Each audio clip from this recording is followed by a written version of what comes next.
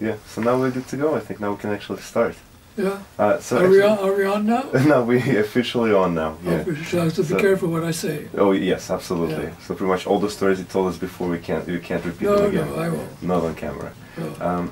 So I'll just give you a moment if you want to introduce yourself and kind of where we are and tell us a little bit of. Well, let's see. We're in my studio here in Flushing, New York, and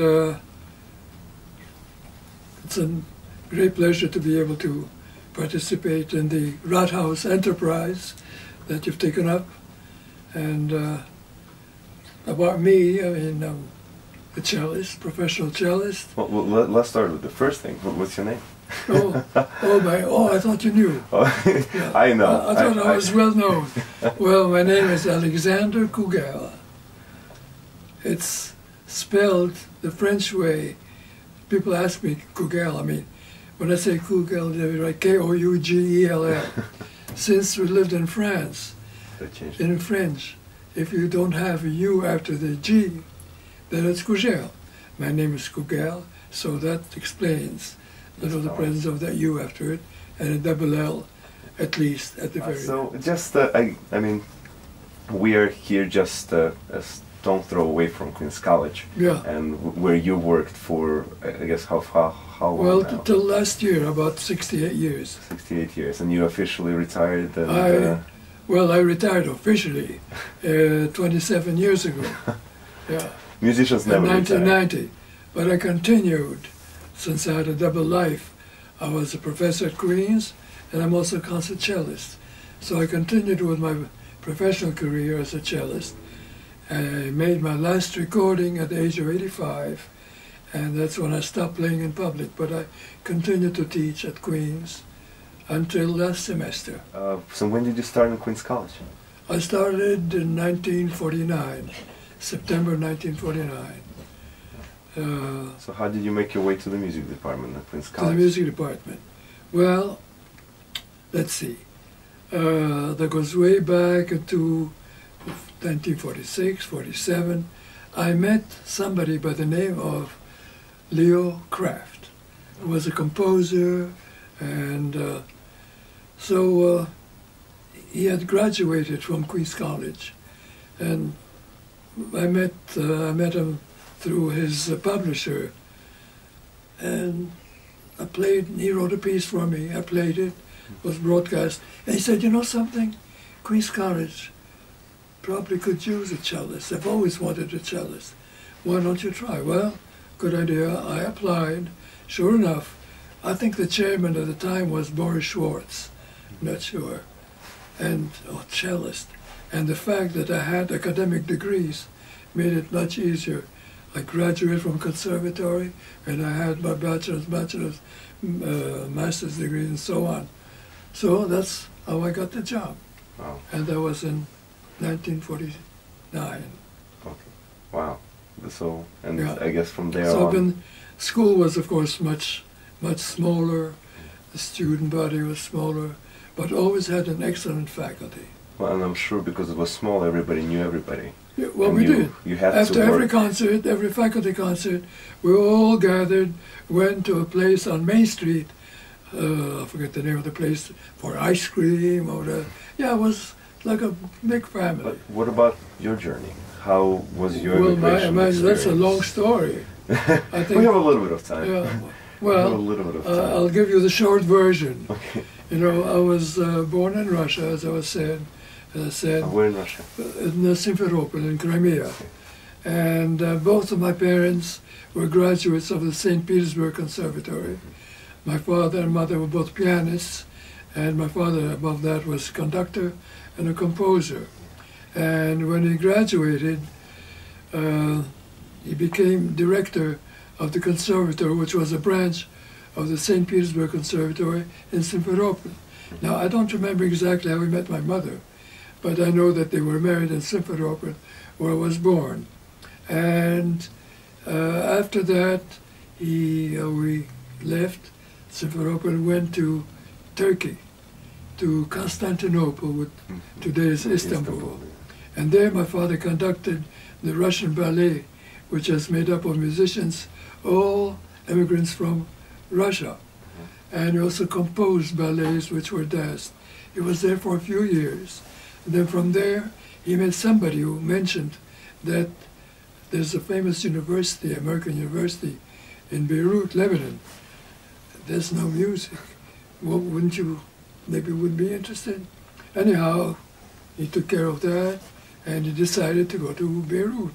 He got the job as professor of music, single professor at the university.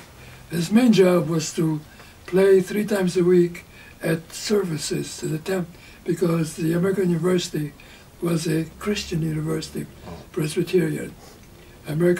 Used to be American Protestant College, then became American University. So my father played the organ. And then he got the idea, why not have a department of music?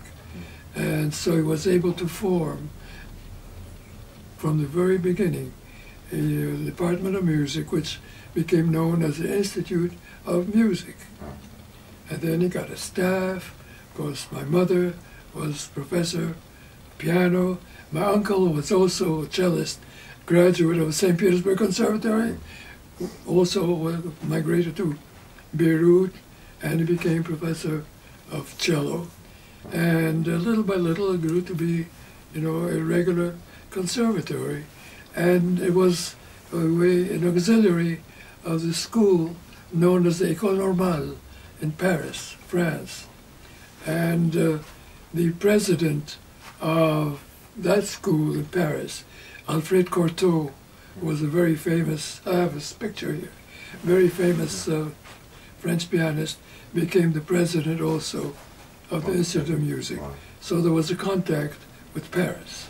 And that's why when time came, I continued my studies in music at the École Normale in Paris. Wow. I mean, there's much more, but now we're in Lebanon. Well, so from Lebanon, where did you end up after that? Yeah, well, I went to Paris to get my degrees in music, and I came back because of the war. I was lucky to be able to get back. I graduated in 1938. I got my teachers and performance diploma at École Normale, and came back to Beirut. And my folks said I must have an education, continue my education. So I went on. I taught music at the university, at the school, and I went for pre-medical studies. Pre-medical studies. And we were dissecting a frog. And it so happens, my father had an orchestra, and they were doing, I remember like now, Roi Dix, an overture by Lalo, an opera. And there was a big cello solo. It so happens I was dissecting frog, I cut my finger. Great tragedy. So I had to make a choice. Give up music, continue with that. So I figured, well, a safe thing would be literature. I love literature, so that I got my bachelor's degree, my master's degree, and I came to Columbia, got my degree, comparative literature. So I came to America in 1946, and I stayed on from there. And after that, in 49, I got the job. Before that, I'm sorry, my first job in this country was in Baltimore. I got a job teaching at the Peabody Conservatory, and I was assistant principal of the Baltimore Symphony. I was there for 1 year, but I wasn't too interested because it was shaky. Will there be a season next year or not? So that's when I decided to come to Queens College. So in all my life here, I had 2 jobs, actual jobs, one in Baltimore and Queens College.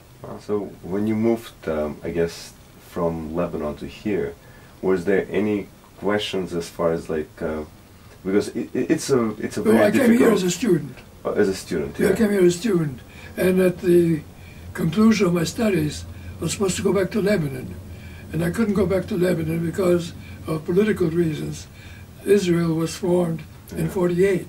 And they expelled a lot of the Jews out of Lebanon. The Jews in Lebanon, the few, like including my uncle, my father was very lucky.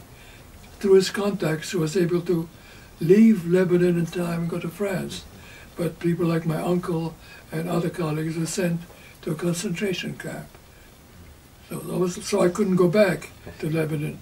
I had to stay here. I had to say, it sounds like a joke, but the main reason I was able to stay here because I married an American citizen. So many people say, well, Mama, oh, you married her for her papers. No, I married her for the good reasons. I loved her and so on. And that's how it is. And you've been married for how long now? We'll be married, I think 70 years next June. Wow.